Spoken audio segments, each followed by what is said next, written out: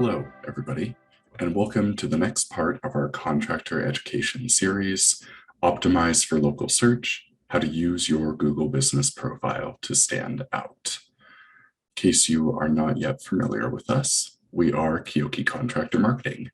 We specialize in marketing services for contractors, builders, remodelers, lots of folks in the construction industry. We are based out of Sandpoint, Idaho, and we've been able to work with some really excellent clients through our contractor marketing program over the last several years. We understand the industry well, and our team is here to help you with branding, web design, marketing services, and anything and everything else that you might need in order to support your business. I'm going to be presenting today, and my name is Emmett Jones. I am a marketing strategist at Keokee, and I'm looking forward to talking with you all about Google Business Profile and local search and how to make best use of them to promote your business. Speaking of, today's goal is to help you optimize your presence within local search. And we're going to do this mostly by looking at your Google Business Profile, because Google Business Profile is one of the best ways to make it easier for customers to discover your contracting business. We can really get in depth with local search and Google Business Profile, but today we're just going to kind of take a little bit more of a surface level look and offer some really broad suggestions for things you can do to improve your presence with local search. Now, these tips are still going to be useful, particularly if you're not familiar with Google Business Profile. But do keep in mind that there's a lot under the surface and a lot of meat that you can really tear into with these topics. Still, hopefully, the tips that I'm going to share today will help you and your business out. Now, search marketing is something that's a lot like real estate. And as in real estate, there are three things which matter most in search marketing. Number one is going to be location. Number two, of course, is also location. And number three, believe it or not, is going to be location as well. Think of your business the way you might think of this house. It's a pretty nice looking house. You can't see the interior, but the outside is pretty classic. If that was plopped down in a nice little suburban neighborhood somewhere, I'm sure that people would love that house. However, as you can see, it's surrounded on three sides by what looks like a parking garage. In other words, this is a nice house in a bad location. Your business can be the same way. You could have an excellent contracting business, but if you're not showing up in the right place for the right person at the right time, you're not going to get the traffic that you want, and you're not going to get the leads that you want to come in. So it's my job and all of our jobs here at Keokee to help you find the best way to promote your business. In other words, when somebody goes to Google and searches contractors near me, if you're close to them, you want to show up. You want to be in the right location. And the right location on Google can mean a lot of things. But as far as we're concerned here, the best place to be is in something called the map pack. Now, that's not to be confused with these guys. The map pack is something different entirely. The map pack is the top three results on a Google search. It is the optimal placement for local searches, because you show up right at the top before somebody can even scroll down and get to those organic results below this map section here. Now, Google typically puts the top three businesses in the map pack, and it can be really competitive to get into those top three spots, but it is where you want to be, and Google Business Profile can help you get there. Now, you may be wondering, what exactly is Google Business Profile? Well, hopefully you already have a little bit of an idea about this, but Google Business Profile is a powerful tool that can combine two different things to create results for your business. It's both a directory, but it is also a social media platform. You can think of it almost the way you would a Facebook wall or an Instagram feed, but at the same time, it has features of things like the yellow pages, if that's not too dated a reference. But when you combine these tools, the directory and the social media, you get Google Business Profile. And it gives you a really wide variety of options at your fingertips. You can control and manage your business information through Google Business Profile. And it's also a great way to interact with prospective customers, both folks who might reach out and message you specifically looking for a quote on a remodel or a custom home, but it's also a way to reach people who are still in that, sort of window shopping phase. You can use Google Business Profile to manage your online reputation as well. There are other platforms like Yelp and Angie's List that have reviews, but shocker, Google's a little biased and it prefers to highlight reviews on your Google Business Profile. That's a sort of directory-esque tool, but then on the other hand, you have the ability to share photos and video content, which is definitely something that you would typically see with social media. Of course, you still want to be pointing people to your website, but Google Business Profile is still a good way to get some of your finished work out into the world. Now, Google Business Profile, it has all these tools, but it's also a major factor. In fact, it's one of the most significant factors in determining your local search placement. In other words, where you show up in Google results, ideally in that top 3, but whether you're on the first page at number 2, or the second page at number 1, or the 90th page, hopefully you're not the 90th page, but Google Business Profile is one of the biggest, if not the biggest, factors in determining your placement in Google results. As you can see here, makes up over a quarter of what Google looks at when determining where to place you in its results page. There are some other categories in here that are also significant, but one thing I want to point out, we have these Google My Business signals. That is, of course, what Google Business Profile used to be called. And we also have these review signals, which make up about 15% of what Google takes into account.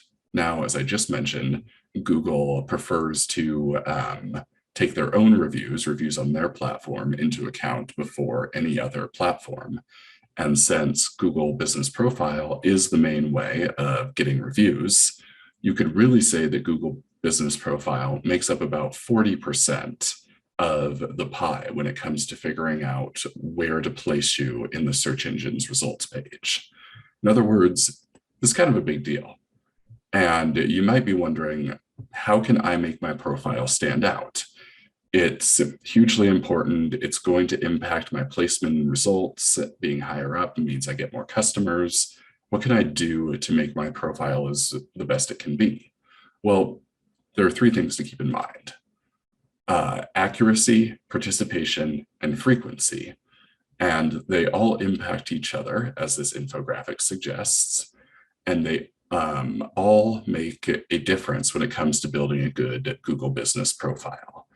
Accuracy, you'll notice, is a little bit of a larger cog here, and that's because it's probably one of the most important things to focus on with your business profile. In fact, accuracy is where we're going to start as we're talking about the ways to refine your Google Business Profile and improve your placement for local search. But in order to first talk about accuracy, we need to take a nap. It's not necessarily going to be as comfortable as this little guy looks here, but NAHB is an acronym which stands for name, address, and phone number. The most basic of basic information. Now, it may seem a little silly to say, hey, make sure that your name, your address, and your phone number are accurate on your Google Business Profile. But you'd be surprised at how many of our clients don't have this information correct when they come to us and express interest in getting started with marketing and branding. So review it, make sure it checks out. And in particular, you want to make sure that your name and address and phone number are accurate across the entirety of the web. You can see an example here from one of our clients who do a wide variety of home improvement and remodeling work down in the Scottsdale area. Because you're going to have all of these listings across the web. You're going to have Facebook, you're going to have LinkedIn, you're going to have Houzz, you're going to have Yelp, you're going to have your own website, you're going to have Google Business Profile. And you want to make sure that your name, your address, and your phone number and other contact information are accurate across all of these platforms, which, can be a lot of work. The reason for this is that Google goes and cross-checks the information you give it with information it finds across the web. So if you put your phone number in on your Google Business Profile, Google will go and say, okay, well, that matches this phone number on Yelp, but it doesn't match this phone number on Facebook, and it doesn't match this phone number on Houzz. So Google will think that your business is the same as the business on Yelp, but it will think that the business on Facebook and Houzz is a different business entirely. And when we say accurate citations, we mean really standardized citations. You want to make sure that all of your listings read exactly the same. Well, what do I mean by that? Let's take a look at an example here. So let's say that you have a listing on Houzz, you have a listing on Google, and you have a listing on Yelp. On Houzz, your business is Smith Co. Remodeling. You're at 300 East Oak Street. You have that 208 area code phone number. On Google, you're Smith Remodeling. You're also at 300 East Oak Street, same phone number. On Yelp, you're back to Smith Co., still on Oak Street, still the same phone number. Now, you and I can look at these three businesses or these three listings and say, yeah, this is probably the same business. There might be a little bit of confusion between the Smith Co. and the Smith Remodeling, but we can cross-check these addresses, we can cross-check these phone numbers, and we can say, yeah, this is the same place that was advertising their remodeling services, and I'm going to get in contact with them. When Google looks at this, it is 100% convinced that these are three separate businesses. And the reason for that is the formatting. On Houzz, it's 300 East Oak Street, but there's no period after the E, where on the Google listing, there is a period after the E. And over on Yelp, East isn't abbreviated at all, and Street is instead. The phone number, yeah, that's the same across all of the platforms, but on Houzz, where you're using periods to break it up, and on Google, you have the more traditional parentheses around the area code and then the dash between those other numbers. As a result, when Google sort of crawls through these pages and analyzes them, it's going to think that these are three different businesses. And you don't want that to happen. You want to make sure that all of your listings are the same across the web in terms of how you're punctuating things, how you're typing out the phone number, and how you're referring to your business. Now, this can be a difficult task because there are a lot of websites out there that have listings. There's Angie's List, there's Houzz, there's Facebook, there's Twitter possibly, there's Yellow Pages, there's Google itself. You could easily spend a couple of hours in your day going through all of these websites, making sure that your listings are the same and still not hit all of them. For that reason, we recommend using a variety of tools which exist on the web to make tracking down these citations easier. There are third-party tools such as MozLocal, Whitespark, and Loganics, which can make tracking down your citations and updating them much, much easier than just going through and searching for each one individually. Of course, you are going to have to pay a little bit of money to use these services, but it sort of comes down to what your time is worth. If you can spend $40 to pay Whitespark to track down all your local citations so you can update them, is that equivalent to you spending 4 or 5 hours out of your day tracking down all of these websites and updating them yourself? Personally, based on what I've heard from our contracting clients, paying that money is the more economical choice, but that's a decision for you and your business to make. Now, in addition to analyzing your name, your address, and your phone number and standardizing those listings across the web, there's a really important question that you want to ask yourself. And that is, how do you serve your customers? Well, hopefully it's not like this. And hopefully this Twilight Zone reference isn't too out of date. But when it comes to creating your Google business profile and filling it out with information, you want to think about what you want to advertise. So 3 questions play into this. You want to ask yourself, what work do you do? And what work do you want to do, first of all? Now, you may, for example, be a home improvement business right now. You might be going out repairing, leaky pipes, painting people's decks, landscaping, all of those kinds of tasks. But you're sick of it. You want to transition into creating accessory dwelling units, aka casitas or granny flats, and you want to start promoting that aspect of your business instead. Of course, on the other side of things, you may be a kitchen remodeler. You do kitchens, you don't want to do anything but kitchens, and that's all you want to advertise. You don't want to advertise any sort of general remodeling services. All you want to do is remodel kitchens. The last question to ask yourself here is, where do you want to do this work? Are you trying to break into a new neighborhood? Have you just relocated your office and you want to get more local, as in people 3 or 4 blocks away coming to you instead? These are all questions that you want to ask as you take the time to fill out your Google business profile. And Google offers a lot of options for you to provide this information to customers. You can add custom business categories. As you can see here, this is an example from somebody who builds custom homes. But Google also has these built-in services that you can just easily click on to get discovered by customers. Now, chances are, if you're working in remodeling, you're probably not going to want to advertise on the basis of assembling furniture or cleaning gutters or mounting TVs, because that's more of that handyman home improvement style work. On the other hand, you may want to specifically call out services like bathroom remodeling or basement finishing or kitchen remodeling, or even remodeling across the whole home. So highlight those and try not to highlight any of the other services. Google will get a little sneaky and try and get some of these other services in there, like installing flooring or drywall, because, technically that is part of a remodel. But there's a big difference between remodeling somebody's bathroom and just going in to hang some new drywall. Make sure that you're advertising the right categories for your business. And not just the right categories, but the right location. We talked about it earlier, location, location, location. You want to make sure you're reaching those people who are going to Google and searching contractors, remodelers, custom home builders, etc. near me. And Google has a few different ways for you to get your ideal locations out there. You can go pretty broad and list a wide service area. We have an example here on the far left of the screen, talking about Manhattan.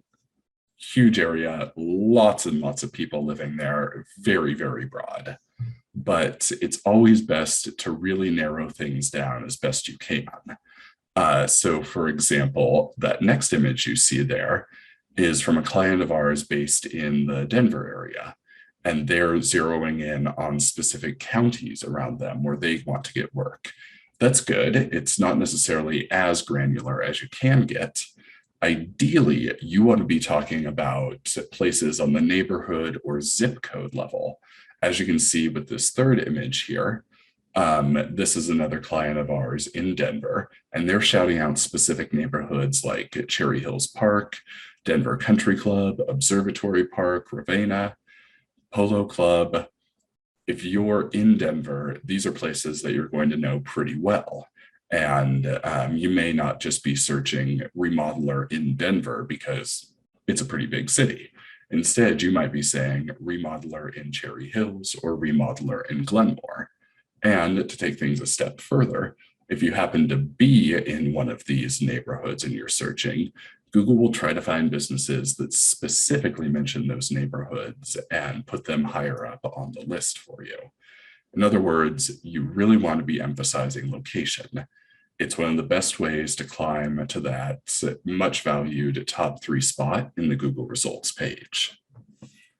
Now, in addition to focusing on location, you also need to know what people are searching for when they search for you. Not everybody is just going to their web browser and typing in contractors near me. And so you want to make sure that you're using Google Suggest to get ahead by finding keywords to focus on and implement in the content of your Google business profile. And it's not just keywords. You also want to try and use Google Suggest to find locations.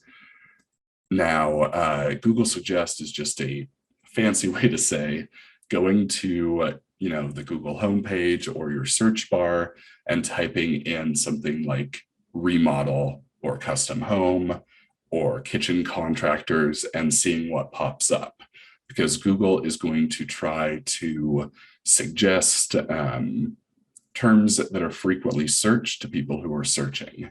So you can see in this example, typing in remodel, and you do get remodel contractors near me as one of the top ones, but then you get remodel bathroom, remodel contractors in Spokane. If you were a contracting business in the Spokane area, these are keywords that you may want to include as you're talking to your customers about the services you offer and where you offer them. You combine the keywords and locations, you get marketing success. It's a little more complicated than that, but this is a good place to start.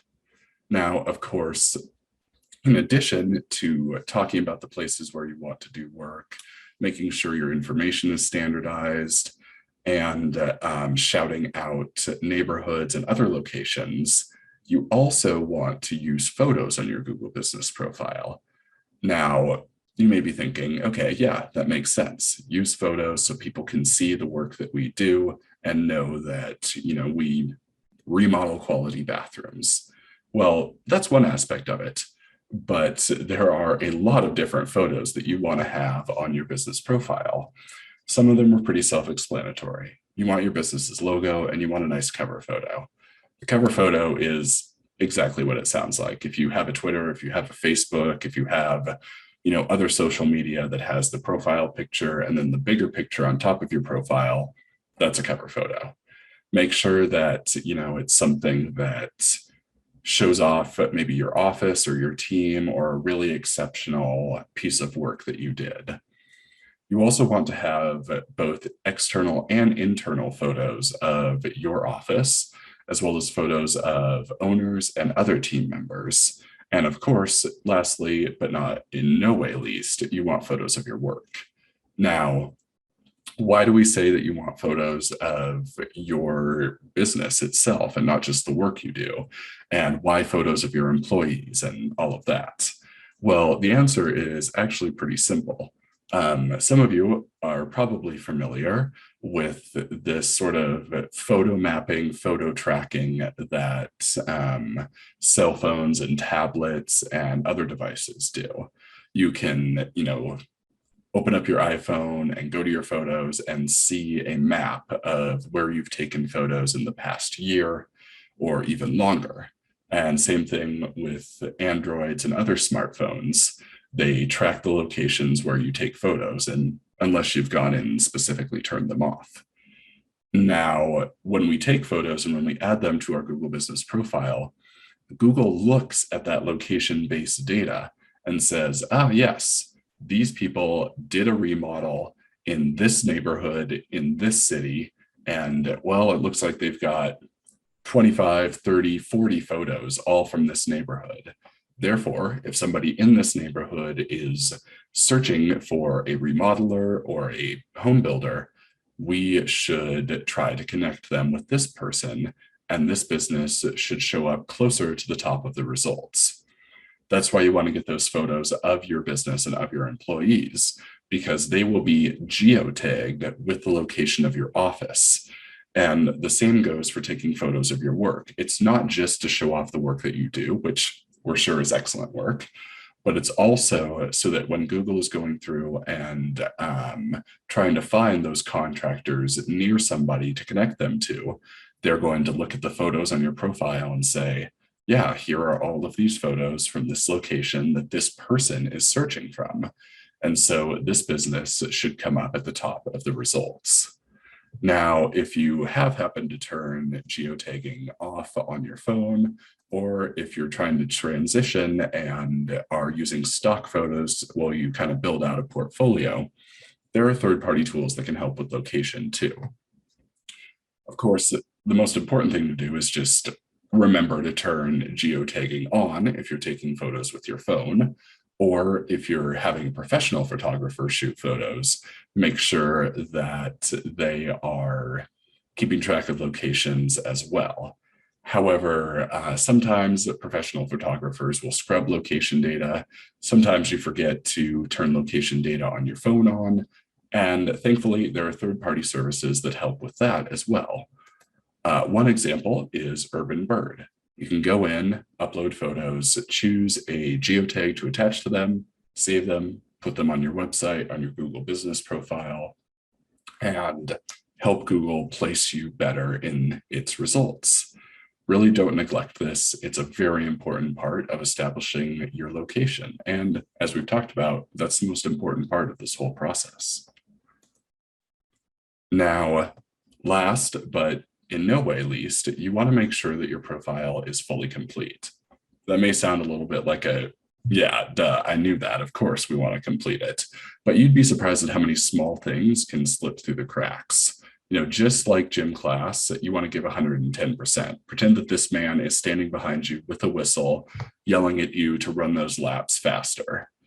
Google is a little more forgiving in that they have a setup wizard you can use to track your progress. But the voice in the back of your head should be the voice telling you to give it your all, push it to the limit, give 110%, and make sure that every aspect of your profile is accurate and complete, because otherwise you won't be showing up where you want to show up, and it will be that much harder for potential customers to find you.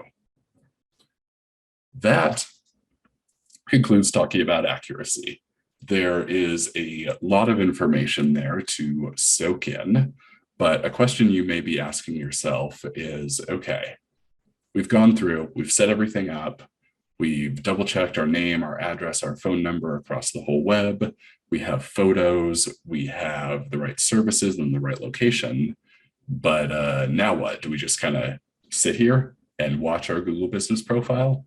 No, you want to participate. And Google offers a lot of different options for participation. You can think of the things we just talked about, the emphasis on accuracy, as being an overview of the directory style services that Google Business Profile offers. Now we're going to talk about some of the more social media focused topics and options that Google Business Profile lets you do. First off, we need to ask ourselves, what does active participation mean? Well, I can assure you it's not quite this cute, unfortunately. It can be a sometimes frustrating process, but it is really important for the health of your Google business profile. Active participation means tackling 4 different aspects of your profile: online reviews, posting regularly, FAQs, and messaging. And we're going to go into detail with all of these over the next couple of slides, starting, of course, with online reviews. Now, we mentioned this earlier, but it bears repeating. Looking at this big old pie chart, Google My Business, which is, again, the older name, it's now known as Google Business Profile, makes up about 1/4 of the signals that Google takes into account when determining your local placement. But as we talked about earlier as well, there's also about 15% of this pie chart, which is focused specifically on review signals. And since Google Business Profile looks at the reviews on Google Business Profile first, you could really say that Google Business Profile is responsible for about 40% of determining your presence on that search engine results page or SERP. Now, of course, there are other review platforms out there as well, like Yelp or Houzz, And you want to make sure that you're getting reviews on those platforms as well and responding to them and doing all of the things we're about to talk about. Because while Google does look to reviews on Google first, it does still check these other sites. Now, you want to have a pipeline for managing reviews. And what exactly do we mean by pipeline? Well, simple. There's a series of steps, much like you all probably have a process or a pipeline through the construction process and signing a professional services agreement and all of those other steps. You want to apply that same kind of logic to managing, receiving, and responding to reviews. The first step is always going to be solicit. You want to reach out to the right customers and get them to leave you a review. So make sure you're setting expectations early on in the project. That's very simple. It's just saying during a phone conversation, an in-person meeting, or an email, at the end of this process, we may ask you for a review. That's all you have to do. Lets that customer, that lead, know that there's a possibility that you're going to ask them how they did, so they have it in the back of their mind. Now, of course, you do also actually want to ask them how you did, but you want to be careful about who you ask. I'm sure that you all have had clients who have just been a headache to work with. They engage in scope creep, they change their minds every other week, and it's just a frustrating process for both you and them. Probably don't want to ask those folks for a review, but you do want to ask the people who are having a good experience, who came in with a plan and stuck to it, or understanding of changes in the price of materials or the timing of events, and always had a smile on their face. Definitely send a review link to those folks. Now, once you've actually sent that review link out, you have to do the work of getting those people to actually leave you a review. Now, part of this does come down to choosing the right person, as we just discussed. Those people who had a really positive experience with you are much more likely to leave you a review. Of course, people who have had, for whatever reason, a negative experience with you are also very likely to leave a review, so try not to reach out to them. Repeating myself a little bit there, but it really does bear repeating. If you just send review links to everybody you do work for, you're going to get a very mixed bag of responses. Now, when it comes to incentivizing people to actually complete a review, it is okay to incentivize them. The sort of standard with Google seems to be, as long as you aren't offering discounts on your services, it's more than okay to say, hey, give us a review and we'll give you a $10 Starbucks gift card. There's nothing wrong with that. If you're saying, give us a review and we'll give you 20% off your next remodel, A, I would encourage you to take a look at that and see how it's impacting your bottom line. And B, that is not the right kind of incentive to offer according to Google. If they find out about it, they may remove those reviews. Now, once you've captured the reviews, you're still not yet done. You have to go in and you have to reply. This shows that you are engaged with your Google Business Profile, which is big. A key part of this participation is showing Google that you're active, that you're still in business, and that you're open and available. And part of that is responding to the reviews that come in. If you just let them pile up, it's going to look like you're not around and you're maybe not in business. Google might start to lower you a little bit in results.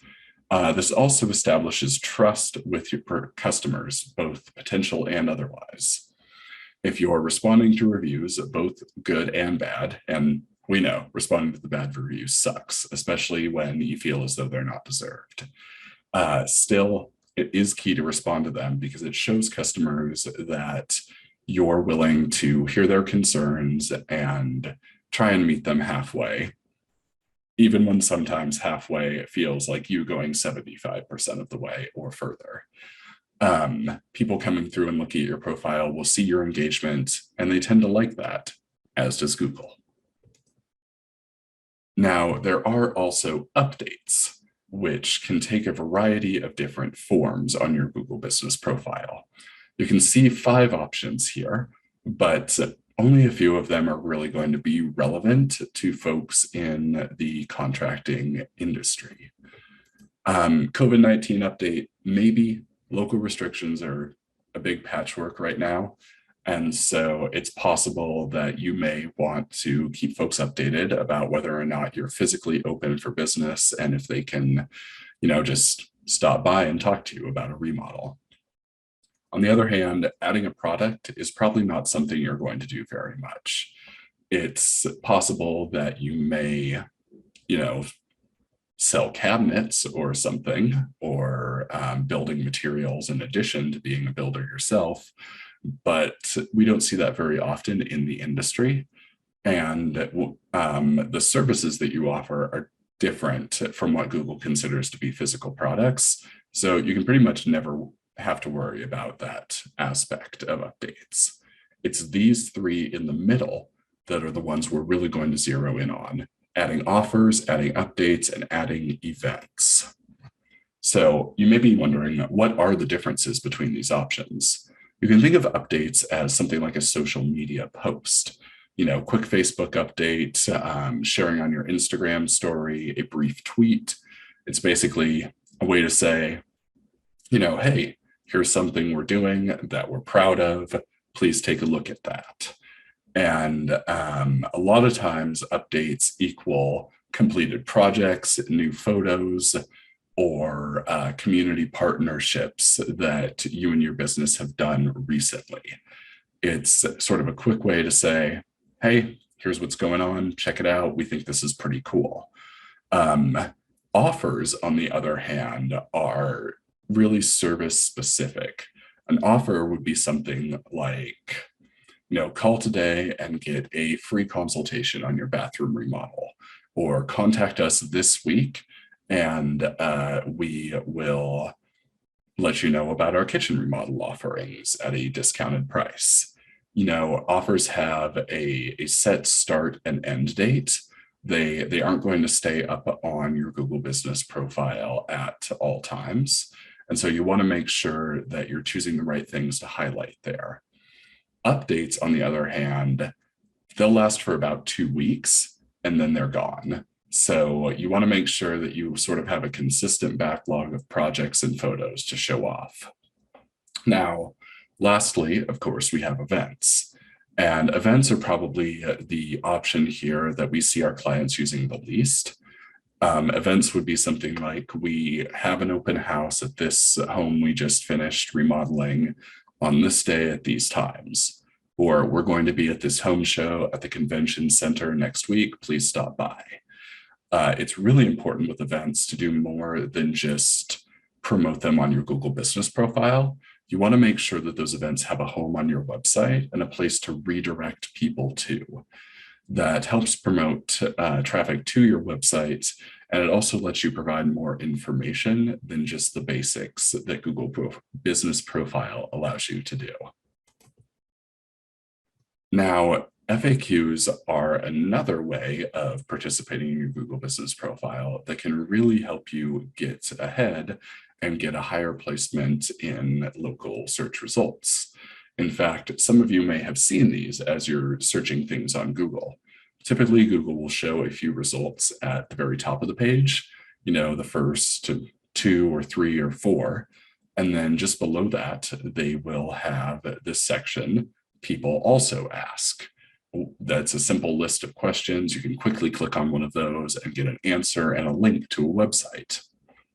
So even if your business is not showing up in those first 2 or 3 results, if you have a solid frequently asked questions section, you can still end up close to the top of the local search results. And there are 2 different ways to do this. One is having an FAQ page on your website, but the best way is by having an FAQ section on your Google Business Profile. These are a great way to help cut down on future questions. Of course, some people will still skip the FAQ and ask questions that you've already answered 100 times. And most importantly, they're also a great way to help pre-qualify leads. If the first question in your FAQ is, do you do bathroom remodels? And your answer is, no, we exclusively do accessory dwelling units. that's going to stop you from getting 100 people coming in and kind of, for lack of a better term, kicking your tires about bathroom remodels. You may be wondering, okay, sure, FAQs sound great. We would like to have them, but how do we make sure people are asking the right questions? Well, the trick is that you ask those questions of yourself. So what you do is you want to sign out of your Google business profile and then go to it as a user, not as an owner or a manager, but just pretending like you're somebody browsing the web, and ask those questions that you want asked to your business. Then you can go back, sign in as your business profile, and answer those questions that you just asked. The reason why this works is because Google doesn't identify the person who is asking the question. It only identifies the answer, which should hopefully come from you, the owner, as in this example on the slide. It's a little bit sly, it's a little bit of a trick, but it works, and it's a great way to make sure that you're answering the questions that you actually frequently get asked and that you want people to ask, but that you're also responding to questions that make sense, because oftentimes people will come into your Google business profile and ask something that's just nonsense or that isn't punctuated or spelled correctly. And you don't want to answer those, but it looks bad if you don't answer those. So instead, you want to ask the questions yourself to make sure that if somebody's going through and reading them, they can see them and see that they make sense. FAQs are a great way to get ahead.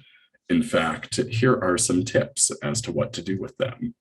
You don't want to just redirect people to your website. If your responses to all of the frequently asked questions on your Google business profile are, see our FAQ page on our website, Google's not a fan of that. They want people engaging with that Google business profile. It's their tool and it's their platform. You also don't want to turn your answers into a sales pitch. If somebody comes by and says, do you do kitchen remodels? You don't want to say, yes, and here's what our prices start out with a PSA, and we've been doing this for X amount of years, and we have reviews that say blah, blah, blah. Just say, yes, we do kitchen remodels, and we'd be happy to help you, or something along those lines. You also don't want to include contact information. That goes in a little bit with the whole sales pitch aspect. You don't want to be saying, hey, call us to learn more. Hey, email us to learn more. What you do want to do is create that list of questions that you get and questions that you want to get and answer them as directly as possible. You also want to make sure that you are answering as your business. Don't ask a question, forget to sign in, and then answer the question as the same user who just asked it. That'd be a little bit of a red flag for Google, and they would probably take that question and answer down. So as long as you're remembering to answer them logged in as your business, you're doing the right thing. Now, in addition to updating your Google business profile, you also want to be updating your website. We briefly touched on this earlier with those FAQs and those people may also ask, and here's an example of what that looks like on the Google review page, or excuse me, on the Google results page. You know, this person searched, what is the permitting process for an ADU, aka accessory dwelling unit, or casita, or granny flat? There's a lot of names for them. And some of these people also ask questions are relevant. You know, do you need an architect? Can you build an ADU before your main house? What is a permitted ADU? And then, you know, that first one, not relevant. Google messed up a little bit there.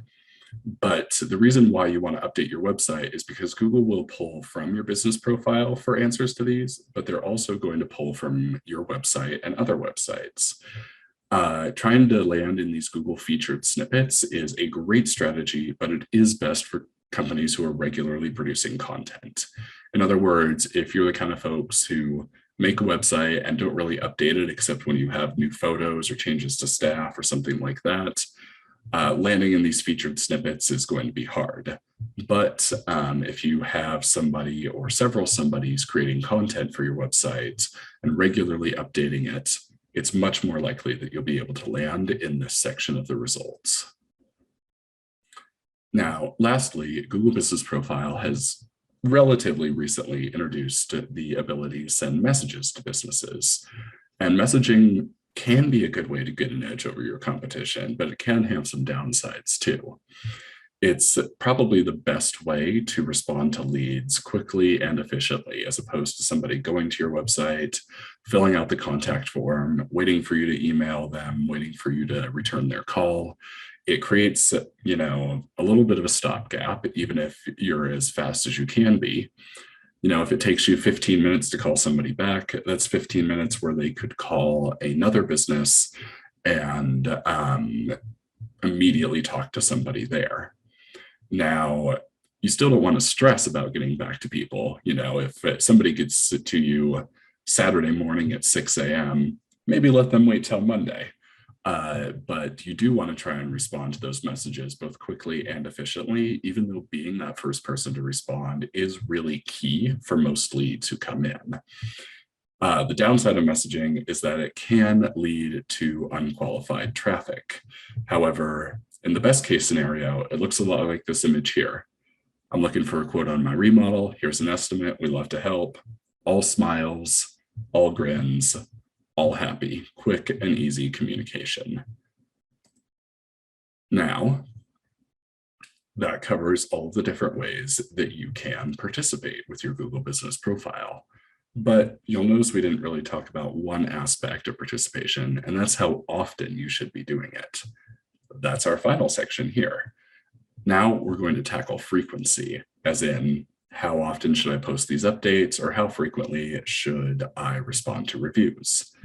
We have answers for all of that, but the key is to do things frequently, but not too frequently. You don't want to be like this guy here, updating, sending a message, posting a new photo every 2 or 3 minutes, waiting and waiting and waiting for somebody to respond, and then losing patience and posting another update. It's not a good strategy. Instead, there are 3 things to keep in mind. You want to make sure that your information is current, and that means doing things like updating your name and address and phone number and that other information when necessary. But it's also important to stick to a schedule, whether that's posting something once a week or once a month, having events every 3 or 4 months, or having an event once a quarter. I guess it's the same thing to say once a quarter, but having an event once every 6 months.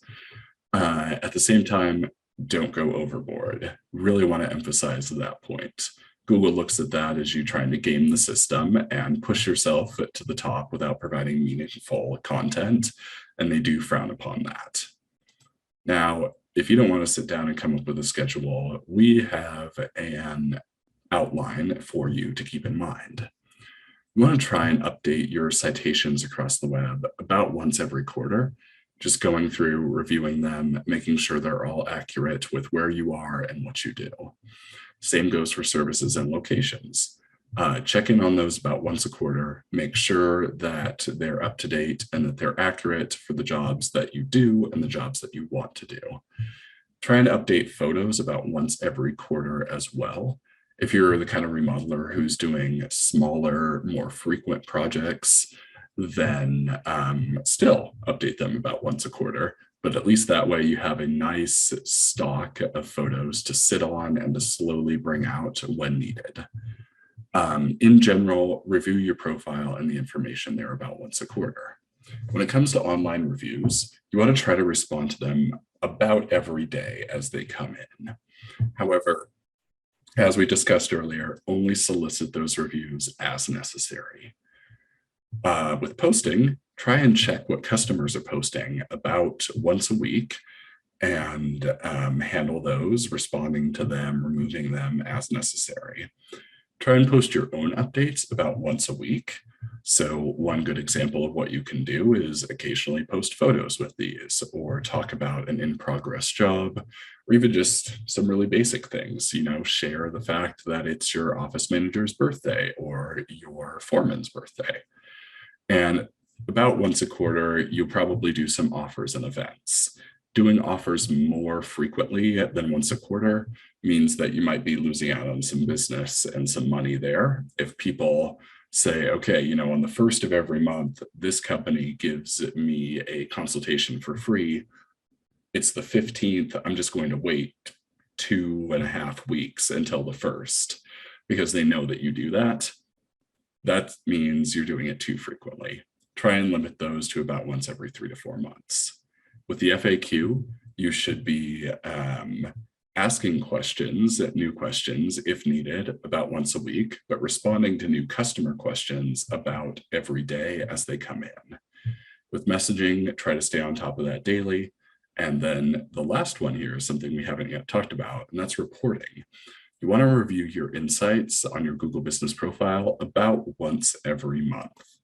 Now, Google does offer insights to track customers. Google's a big fan of metrics, it's a big fan of tracking, it's a big fan of data, and it's going to put all of these tools at your disposal to figure out how people get to you.